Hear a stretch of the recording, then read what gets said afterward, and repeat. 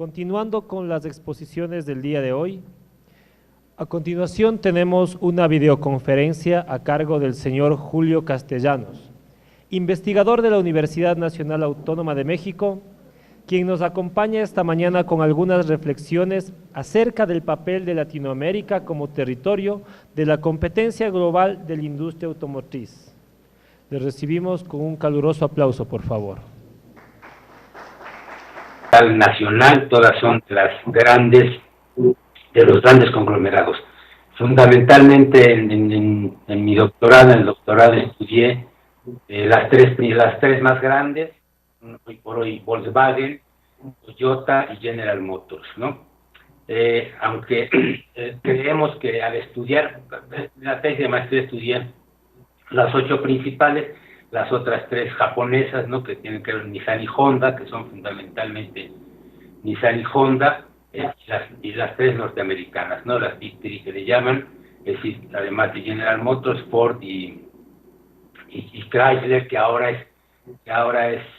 fue adquirida por Fiat, ¿no? Pero bueno, aquí vemos qué son los volúmenes que fabrican las 3 principales compañías. Si ustedes ven, para el 2014, Volkswagen ya fabricaba 10 millones de automóviles, Toyota un poquito más de 9 millones, y General Motors también un poquito más. Entonces las 3 empresas fabrican 29 millones y en todo el mundo se fabrican casi 90 millones. Se fabricaron en el 2014, repito, para el 2015 puede estar rebasada esta cantidad. Estas 3 empresas fabrican el 33% de las unidades totales en el mundo, ¿no? ¿Cómo se dice? Es decir, todo este enfoque es para ubicar qué cosa es Latinoamérica dentro del contexto mundial de la industria automotriz. Donde se fabrican estos automóviles, estos vehículos, ¿no? Que incluye, por supuesto, las subs y camiones, de donde fabrica, van a ver la similitud de esto que ha pasado en todo el mundo, en la industria, fundamentalmente en toda la industria. Se deslocalizan las fábricas, en vez de fabricar los países centrales, que son los dueños de las empresas, ya no se fabrican en Alemania, ya no se fabrican en Estados Unidos y ya no se fabrican en Japón. El nuevo jugador que entra hace 15 años aproximadamente es Corea, ¿verdad? También, pero fundamentalmente estas son las 3 empresas. Entonces, Volkswagen, si ustedes ven aquí, fabrica en Alemania el 26%, en la Unión Europea sin Alemania, quiere decir en España se fabrica bien, en Checoslovaquia se fabrica bien, en Rumania se fabrica el 22%. Y todo el mundo está yendo pues a China, ¿no? Se fabrica el 34%. Volkswagen, de su producción, fabrica más en China que en Alemania, ¿no? América sin Estados Unidos, o sea, donde está toda Latinoamérica, el 13%. Asia sin China, el 4%. Volkswagen, es lo que tiene Volkswagen. Toyota, Japón es la empresa que más fabrica dentro de su territorio, ¿no? Todas fabrican, como ustedes ven, Alemania, pues una cuarta parte de lo que produce, ¿no? Toyota en Japón fabrica el 42%, la Unión Europea sin Alemania el 8%, o sea, muy poquito. En Asia, pero no en China, el 22%. Es decir, Toyota está en Singapur, está en Filipinas, es donde tiene más producción, y en China nada más el 8%. En América, sin Estados Unidos, fabrica el 3%, y en Estados Unidos es donde tiene una gran producción Toyota, 17%, ¿no? General Motors, si ustedes ven igual, en Estados Unidos nada más fabrica el 21%, es decir, una quinta parte de su producción, y en China el 33%. General Motors es el principal productor de automóviles en China, ¿no? Sabrán ustedes, pues, que en China no es 100% la producción de las empresas, sino todas son joint ventures. Entonces son 50% de General Motors, 50% de una fábrica china, lo mismo en Volkswagen, en Ford, en todas las plantas que están allá, pero los que crecen de manera más importante son Volkswagen y General Motors en China. En América, sin Estados Unidos, General Motors produce el 24%, una producción muy alta en México y en Brasil, y también en Argentina tiene, ¿no? Pero muy limitado. Eso es lo que hacen Volkswagen, Toyota y General Motors. Ahora, ¿qué pasa con las tres empresas conjuntamente? Esto, repito, es para ubicar qué ha pasado en los últimos 20 años, cómo deslocaliza la industria automotriz, que es pionera en todo este proceso de deslocalización, pues de ir a otros países, fundamentalmente a países periféricos, ¿no? Pero donde se encabeza China, ¿no? Nosotros decimos que China salvó al mundo de la crisis del 2008, si no hubiera estado la producción de China de más de 20 millones de automóviles que producen y consumen, en vez de la caída del 28% que vimos en la primera gráfica, hubiera caído arriba del 40% si no hubiera existido China. Entonces aquí si vemos qué pasa con las tres, en Japón, como dice, produce el 15%, nada más, como vimos, es Toyota, en Estados Unidos el 13%, es lo que las tres empresas. En América el 13%, que son cerca de 7 millones de automóviles, en China el 25%, en Asia sin China, repito, que tiene que ver con Singapur principalmente, Filipinas y en la Unión Europea sin Alemania el 11%, y en Alemania que es Volkswagen el 10%. Ahora, ¿dónde se fabrica el total de vehículos que se producen en el mundo? Para que en todo el mundo, ¿no? No solo las tres compañías, sino los 90 millones de automóviles. En Japón se produce el 12%, en China el 26%, ustedes ven, es muy similar a lo que hacen las tres. Asia y China igualito es el 13%, la Unión Europea sin Alemania es el 17%, como dije, fundamentalmente es España, y los países de Europa del Este, que están las plantas, todas las plantas armadoras están deslocalizando a esta, fundamentalmente Skoda, que es de Volkswagen, ¿no? Que está en Checoslovaquia, tiene una producción y un crecimiento exponencial, ¿no? En Alemania se produce nada más el 7%, ¿verdad? Pero bueno, allí no solo está la Volkswagen, sino los autos de más calidad, como es BMW y Mercedes, ¿no? Son las principales fábricas. En Japón el 12%, ya dijimos, en Estados Unidos el 13%. Que esto, repito, contrasta con lo que pasaba hace 20 años, ¿no? Pero bueno, muchas, como vimos en la gráfica pasada, en estos slides pasados, en las fábricas japonesas ya fabrican más que las fábricas norteamericanas en Estados Unidos. Bien, esto es para dar una idea también de qué es lo que en dineros y en tasa de rendimientos es lo que son la industria automotriz. Ustedes ven Volkswagen hoy ingresos por 281 millones de dólares, perdón, millones de dólares. Toyota, entonces, es el primer lugar esto en 2014 desde el punto de vista de las unidades producidas y de los ingresos por facturación. Aunque para el año pasado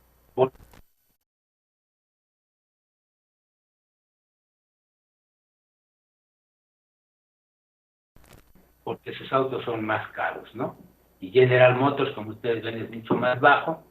El capital de las empresas, el capital contable que tienen, en Volkswagen es 109 mil millones de dólares, en Toyota 152 mil millones de dólares, y en General Motors mucho más, que fue la principal empresa en el mundo en 80 años, ¿no? Desde 1920 hasta el 2000, le quita Toyota el primer lugar, yo creo, desde 2007, 2008, pero viene cayendo de una manera estrepitosa antes de la quiebra de la General Motors en el 2008, ¿no? Como ustedes ven, la utilidad allí, la que tiene la tasa de utilidad más alta, sobre ingresos es un indicador que no es muy utilizable, fundamentalmente es la tasa sobre el capital, ¿no? O sea, que es las inversiones que tiene. La Volkswagen para 2014 tuvo una tasa de utilidades del 13%, Toyota del 12%, netos, utilidad neta, después del pago de impuestos. Y General Motors 11%. Para tener una idea, tener lo que es la industria automotriz en el mundo, habrá que decir también, así como la industria automotriz es la principal industria del siglo XX, por porque tiene cerca de 5 millones de trabajadores directos y aproximadamente 60 millones de trabajadores indirectos, es decir, en las fábricas de autopartes, ¿no? A pesar de todas estas cifras impresionantes, por ejemplo, Apple, que ustedes conocen, la que fabrica las computadoras Mac, en esa que yo les estoy viendo a ustedes ahorita, tiene un valor de capitalización mucho más, bueno, más alto que todas las empresas del mundo de automotrices, ¿no? Bueno, mucho menos empleados, porque sabemos que manda a hacer todo, una parte a México también, por supuesto, de subvencionables a través de Foxconn, una empresa coreana china, ensamblan con menos de 1 millón de trabajadores, mucho más capital de lo que hacen todas las empresas automotrices en el mundo. Pues para ubicar que el vuelco que ha dado fundamentalmente este proceso de globalización que no puede hacerse de un lado a partir de lo que es la deslocalización y este nuevo modelo económico que es el neoliberalismo, ¿no? Esto nada más igual es un poco para ubicar que fundamentalmente quiénes son los dueños y qué es lo que son cada una de estas empresas, quiénes son Toyota, son cuántas acciones tiene, número de acciones, etcétera, nada más para ubicar fundamentalmente lo que yo trabajé y sigo trabajando es quiénes son los dueños y cómo han cambiado, quiénes son los directivos y por qué se mueve una u otra empresa. Pensamos que nuestros trabajos de investigación tienen un poco que ver con por qué toman ciertas decisiones las empresas, por qué pierden y por qué ganan, por qué unas quiebran y por qué unas tienen más éxito. Y en esto tiene que ver, pues, vemos quiénes son los accionistas, ¿no? Si ustedes ven aquí, la estructura accionaria de Toyota, la institución financiera tiene el 31%, las corporaciones financieras extranjeras el 30%, otros individuos, en lo que le llaman el floating, el 20%, y otras entidades corporativas el 17%. Entonces, la mayoría de las acciones, 2014, ¿no? Ahí están los cambios que hay de 2008-2014, la mayoría de las acciones la manejan los entes financieros más importantes. Es lo que ahorita vemos, es el caso de las 3 empresas, ¿no?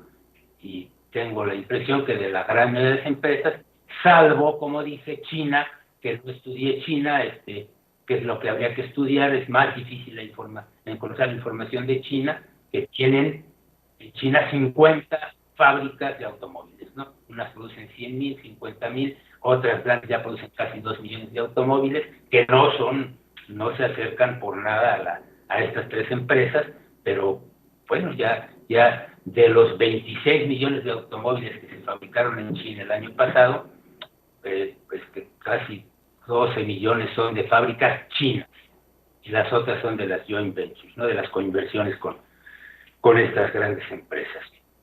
Entonces, esto es Toyota. Lo fundamental que me interesa destacar es que son las corporaciones financieras las que tienen el poder de decisión en las empresas, en este caso el 61% en Toyota, son aseguradoras, está el desglose, esto por supuesto es información pública, los informes financieros de las empresas que publican cada año, cualquiera lo puede consultar, son aseguradoras, bancos y fondos financieros, tanto japoneses como norteamericanos y alemanes, ¿no? La estructura accionaria, aquí están, tienes Toyota, Toyota Automotive Works, ellos son los fundadores de la Toyota, ¿no? Era fabricantes de aparatos para textiles, ¿no? Máquinas para hacer telas, ¿no? Los bancos que tienen aquí son estos, ¿no? Los que tienen una participación fundamental en Toyota. Volkswagen, igual cuando se inicia, ya saben que es cuando Hitler empieza a tomar poder en Estados Unidos, la crea, aquí el número de acciones, igual las auditorías Pricewaterhouse, es decir, el control fundamental. Bueno, perdón, en Toyota, aquí son 596,000 empleados, para que se den una idea, en Toyota pusimos, los empleados 338,000, nada más 68,000 en Japón, ¿no? Toyota, ¿verdad? Empleados. Y Volkswagen tiene entonces 596,000 empleados. Por eso con este problema de los trucados es difícil que dejen quebrar a una empresa tan grande. No puse aquí, pero en Alemania tienen arriba de 100,000 empleados. Solo la planta de Wolfsburg tiene más de 50,000 empleados, ¿no? Que es la central de la Volkswagen, ¿no? Los dueños de la Volkswagen, accionistas privados 12%, bueno, cambiaron en 2007-2014, las instituciones financieras 26%, Porsche Automóvil Holding 31%. Ya saben que este es el problema muy fuerte que hubo con Porsche, muy fuerte, ¿no? Que quisieron hacer la compra hostil, ¿verdad? 2011, 2012, y entonces Volkswagen les volteó y hicieron la compra de Porsche, pero el señor Porsche sigue ahí como gran accionista, ¿no? Y el Estado, saben ustedes que desde que se retoma en Alemania, por Alemania, después de que recuperaron con la guerra, queda en manos de los británicos la fábrica de Wolfsburg, pues se la vuelven a dar a los alemanes. Entonces el Estado de Sajonia, ¿no? El Estado de Baja Sajonia, los dueños, que con ese 12%, que era el 20%, tienen derecho de veto, y eso les ha dado una gran ventaja, porque no solo es el Estado de Baja Sajonia, sino que ellos protegen al sindicato, ¿no? Que es muy poderoso en Alemania, aunque también ya veremos cómo ha caído el salario, no ha aumentado el salario tampoco en Alemania. No permiten que se vendan partes que han querido comprar otros accionistas, ¿no? Y ustedes ven ahí Qatar Holding también, con 15% del príncipe de Qatar. Entonces, el venir de Qatar allí está en 2007. Pues son los intereses que hay. Por último, perdón, la General Motors, saben ustedes que cerró en el 2008, la rescate del gobierno, la ciudad de los Estados Unidos se quedó con el 60%, 61%, el sindicato, la Union Auto Workers, con el 17%, así liquidaron a una parte importante de trabajadores. También les dieron automóviles y les dieron acciones, ¿no? El gobierno, otra parte del rescate, fue el gobierno de Canadá y de Ottawa, la Volkswagen anterior, que son los que quebraron, se quedaron con el 10%, están tratando de recuperar.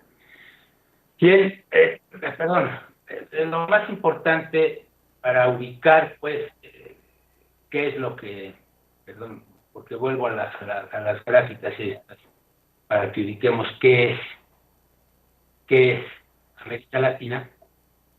Como les decía yo, aquí está América y Estados Unidos tienen 13%. Está, por supuesto, está también Canadá, produce cerca de 2 millones de automóviles. Por lo tanto, si quitamos a Canadá, tenemos cerca del 10%, 11%, que se dividen fundamentalmente entre Brasil y México, los que ensamblan automóviles. Argentina fabrica cerca de 600,000 automóviles, México 3,5 millones este año. El año pasado, en 2015, ya había fabricado 3,300,000 en 2014, y Brasil otro tanto, ¿no? Cayó mucho. No tenemos todavía una idea clara por qué es la razón de Brasil. Creemos que anticiparon la crisis, que dejaron de invertir de manera importante en Brasil, todas las armadoras, ¿no? Fundamentalmente Volkswagen y General Motors, y trasladan, es una manera no totalmente segura de decir, la producción a México, la parte de China, como vemos, y por supuesto que a Estados Unidos, que hay presiones allí para que haya fábricas, para que no quiten tantos puestos de trabajo, ¿no? Porque el resultado más importante, digo yo, que se logró con la deslocalización de las fábricas, no solo eso, ahorita vamos a ver los salarios, por qué se hace eso, no solo es la ventaja del costo de la mano de obra, ahorita ver los importes que, digamos, se ahorran, ¿no? por tener fábricas en los países periféricos, sino me parece a mí que una gran ventaja que no se ha analizado, que no se ha dicho, es que a partir de esto lo que pasó es que también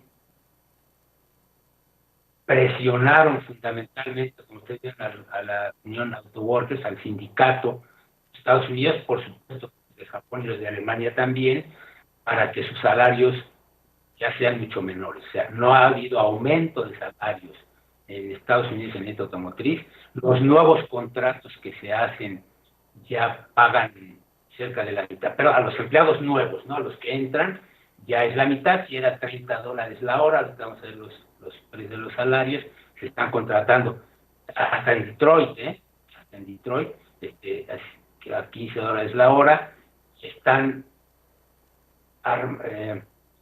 instalando, creando y echando a andar muchas fábricas en el centro y sur de Estados Unidos.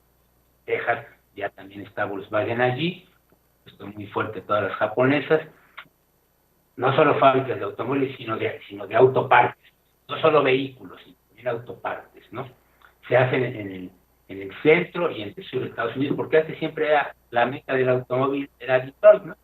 Ahí se fabricaban históricamente, o sea, las tres grandes, el 80% llegaron a fabricar de los automóviles que se fabricaban en el mundo, ¿no? No es el caso ya. A partir de 1980 empiezan los trasplantes de las industrias japonesas. Volkswagen estuvo, se fue por ahí de 2004 o 2005 y otra vez vuelve a poner una fábrica en Estados Unidos, en Alabama, ¿no? Todas estas, perdón, repito, la idea central, quiero dejar clara, es que me parece a mí que la principal ventaja que obtienen las grandes armadoras con trasladar, que también en sus países de origen pueden someter, tener salarios muchísimo menores que los que pagaban y los que se supone que deberían de haber por la inflación que hay, ¿no?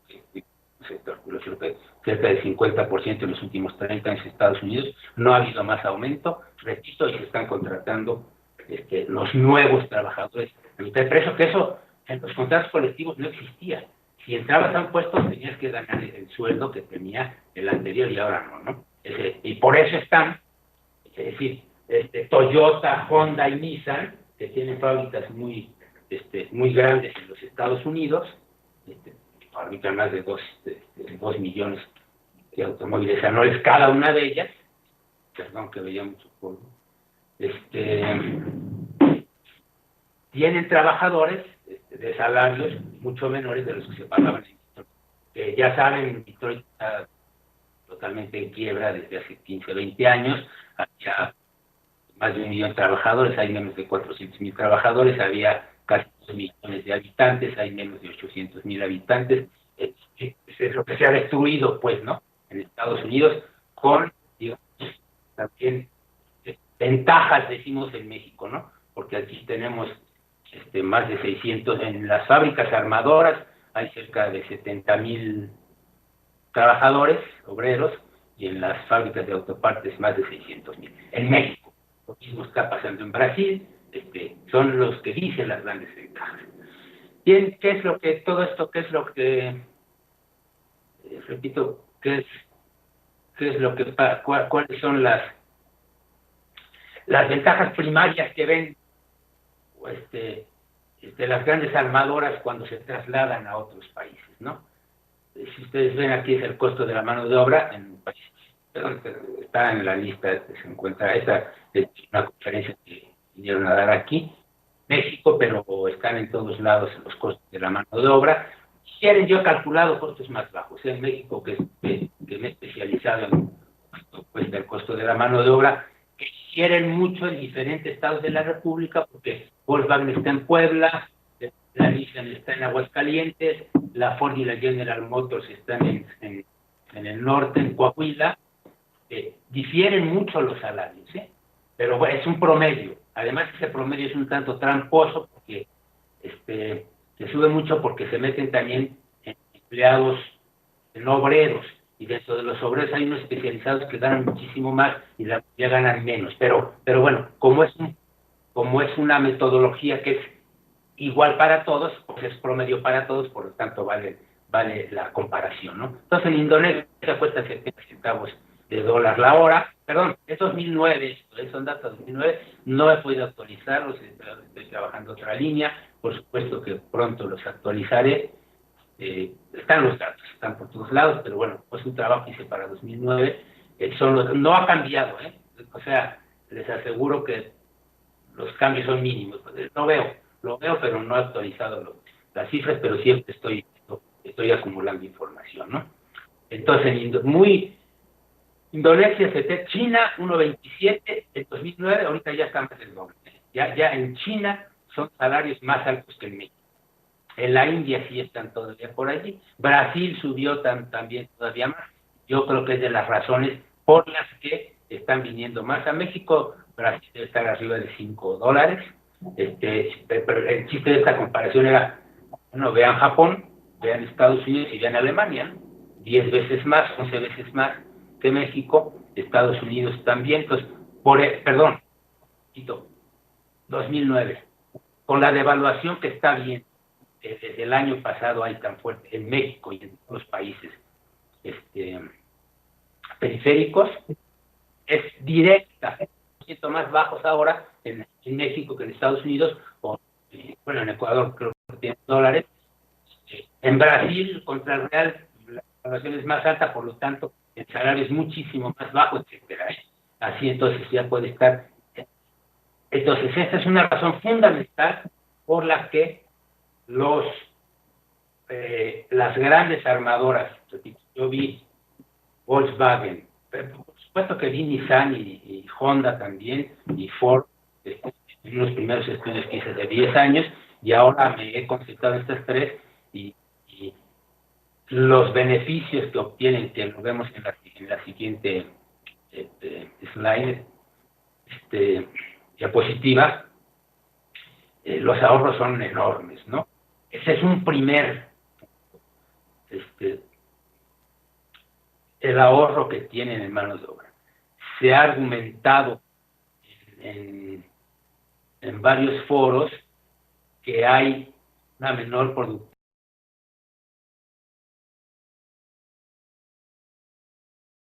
Famoso el Harvard Report que se llama, que hicieron en 2007, Harvard, una empresa Harvard muy famosa, que va a todas las plantas de Canadá, de Estados Unidos y de México.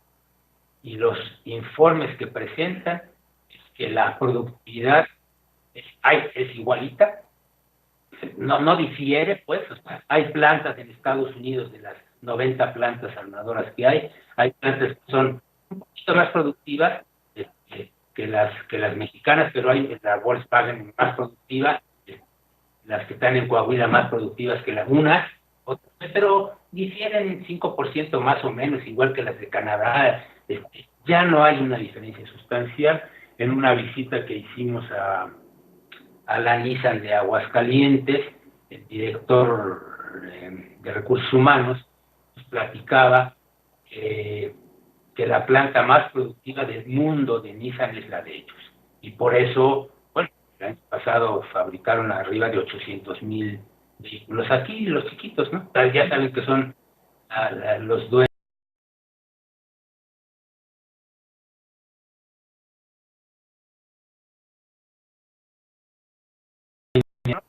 Las fábricas, las armadoras francesas, ¿no? Peugeot, Renault, cayeron muchísimo y ganaron las japonesas, ¿no? El gran éxito de la Renault es la Nissan, ¿verdad?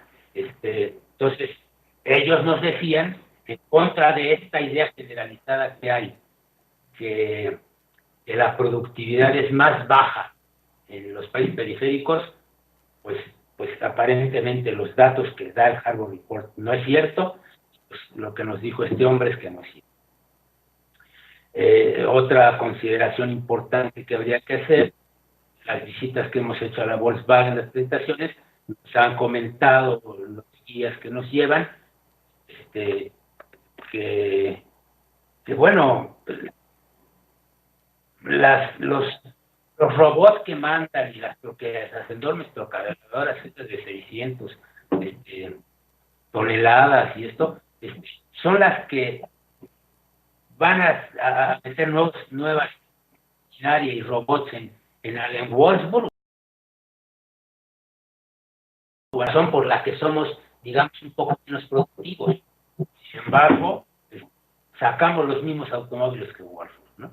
El mismo número de automóviles por día, aunque no son los mismos modelos, tienen muy bien determinado las industrias, las armadoras, qué modelos hacen en cada uno. Perdón, ¿cuánto tengo? 5 minutos más, 10 minutos. Perdón, Felipe no está, o Dani. Para lo que no quiero es pasarme. Dijeron que era 10 y 20, vamos, empezamos un poquito 10 minutos más tarde, ¿no? Para dar un poco las conclusiones y un poco de advertencias de lo que veo yo en América Latina. Esto igual para seguir con la misma idea, cuál es la ventaja que tienen las grandes armadoras por venir a países periféricos. Este es el informe del Annual Report de Volkswagen 2007, repito, agarramos el 10 años, es lo mismo. El costo del automóvil en toda la mezcla de todos que hace el informe Volkswagen es del 86%, el costo de lo vendido. Después se resta un poquito los costos administrativos y financieros, que realmente no tienen costos financieros, son utilidades financieras las que tienen, es el 86%. Volkswagen Alemania, esa que es la ciudad anónima de Alemania, el costo es 97%, es mucho más alto. El costo del automóvil en Alemania, son los datos del informe anual de Volkswagen, y en el resto del mundo, pues, repito, más fuerte que nadie es China, pero también México, aquí hacen casi 600,000 automóviles, en Brasil otro tanto hace Volkswagen. Entonces, metiendo China, México y Brasil, su costo se va al 71%. 5 minutos, gracias. Gracias, sí. Entonces, si ustedes ven, el costo del automóvil se baja lo que se fabrica en el resto del mundo, porque en Alemania es mucho más alto. Pues, a pesar de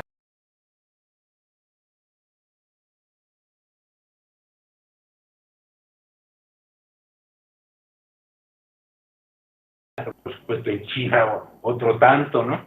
2.400 horas al año, tienen ventajas, son más productivos, bueno, por todas estas ventajas, ¿no? Entonces, vale la pena, pues, rescatar esta idea de que lo que yo rescaté en mi trabajo de maestría hace 10 años es que el costo de la mano de obra del automóvil no debe limitarse al costo de los obreros de las armadoras, porque es cerca del 10, 12, 3% en los casos, sino que debe incluirse el costo de la mano de obra de las fábricas de autopartes, que en esa época todas eran de las mismas armadoras, es decir, la Volkswagen, la Ford y la Chrysler tenían sus fábricas, igual que Toyota, tiene sus fábricas de autopartes, una cantidad importante de autopartes se hacen adentro de las fábricas de Toyota, pero los proveedores de las fábricas de autopartes son también extranjeros, por lo menos en México, de una manera muy directa.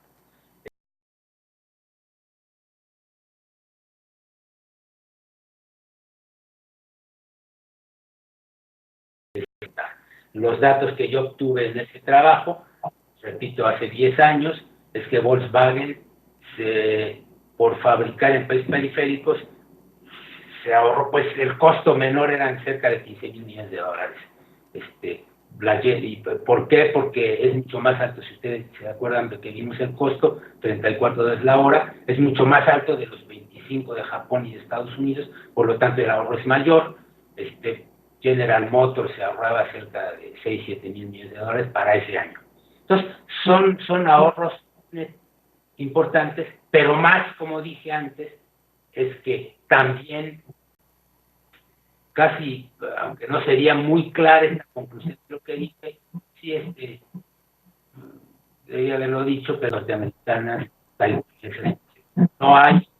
No, hablo de México y hablo de Brasil, aunque en los congresos estos que suelo ir cada año, así, los brasileños dicen que sí han desarrollado un poco más diseño y que sí hay más fábricas, otros exponentes dicen que no, las fábricas. Entonces, bueno, tenemos ponencias de esas. En México, como yo sí he visitado todos los clústeres, perdón, no todos, la gran mayoría de los clústeres de las fábricas de autopartes y entrevistamos a los directivos y eso, bueno, son extranjeros, o sea, la industria nacional de autopartes son principalmente extranjeros. No hay industria nacional, por eso cuando dicen la industria nacional mexicana, no es industria mexicana, es una industria extranjera instalada en México, o sea, no hay que confundirse, ¿no? Esto, adicionado a que allá los organismos estructurales de los países periféricos limitan el proceso de industrialización, eso explica por qué no tenemos los países latinoamericanos ni fábricas ensambladoras ni de autopartes. Aquí son mínimas, menos del 10% de tercer nivel, unas asociadas con norteamericanas y alemanas y japonesas de segundo nivel, ¿no? La deslocalización y el offshoring que llevan a cabo las armadoras obedece a la búsqueda de mano de obra barata y sometida. O sea, saben, los sindicatos aquí están totalmente controlados por las empresas, no hay huelgas, se han cambiado y han hecho así desmanes muy fuertes, ¿no? Tienen, ya saben, tienen porque tienen ventajas fiscales muy altas y les regalan terrenos, les ponen agua, les ponen. Eso es lo que hacen todos los países para atraer a las grandes armadoras. No es México, es España, o sea, son todos los países del este de Europa, todos. Eso está en todos lados, ¿no? Acá un pleito aquí porque se viene Mazda, están en Puebla ya, y entonces se enojaron los Kia, se vino también a Monterrey muy fuerte, porque el gobernador anterior les eximió de 10 años de impuestos, llegó el nuevo gobernador y no quiere. Así esto, les regalan los terrenos, enormes hectáreas muchísimas, les ponen agua, les urbanizan, les ponen luz, les aseguran que va a haber luz y agua, por eso vienen. Pero eso es el gran atractivo porque ellos tienen mucha mano de obra. Eso es lo que les dan todas esas cosas y les dan muchísimas ventajas. En México no sabemos, hay un informe muy famoso de las 500 empresas más importantes de México, donde ponen ventas, trabajadores, utilidades, la industria automotriz nada más pone cuáles son sus ventas y cuáles son los trabajadores. No ponen resultados, todas las demás lo ponen. Mi impresión es porque se ganan mucho aquí, mucho más y no quieren decirlo. Pero el gran atractivo es ese. Ahora, perdón, ¿cuál es la contra? ¿Qué hay que hacer a los que lo que hizo China? China dijo, te doy todo, pero el 50% de los dueños soy yo, ¿verdad? Todas son joint ventures, no hay una fábrica extranjera que tenga el 100%. Entonces, ¿qué están haciendo los chinos? Aprenden y después hacen sus fábricas, como dicen los muchos amigos míos que han estado allá. Ahorita no son muy buenos los coches, pero espérate 5 o 10 años y van a ser como los japoneses, ¿no? Van a ser los mejores del mundo. Además de que, lo que dije, hicieron 26 millones de automóviles el año pasado y los consumen, creo que exportan 1 millón, o sea, menos del 5% exportan. Todos los consumen ellos. Eso no tiene parangón en la historia de la industria automotriz. O sea, Estados Unidos siempre ha estado en muchas partes, y lo máximo que hizo fueron 17 millones, pero exportaba muchos, no a todos los países. Y China está haciendo eso, es lo que salvó el mundo, y su política, repito, un poco, porque bueno, nosotros ya no tenemos mucha salvación, pero otros países de Latinoamérica, pues que procuren joint ventures, ¿no? Para que nos hagamos de tecnología propia, tengamos trabajadores que sean los directivos aquí. Bueno, todos los directivos de la Volkswagen son alemanes. Todos los directivos de la Toyota y Honda la fabrican muy poquito, pero la Nissan son japoneses. y igual los americanos de las Victory, ¿no? Entonces un poco, me parece que hay que luchar desde el punto de vista nacional por hacer joint ventures y desarrollar a los países como debe ser, ¿no? Que nosotros no seamos nada más obreros sometidos a la tecnología norteamericana, sino que desarrollemos tecnología, diseños, etcétera, etcétera. Pues es lo que podría decirles, y agradezco mucho su atención.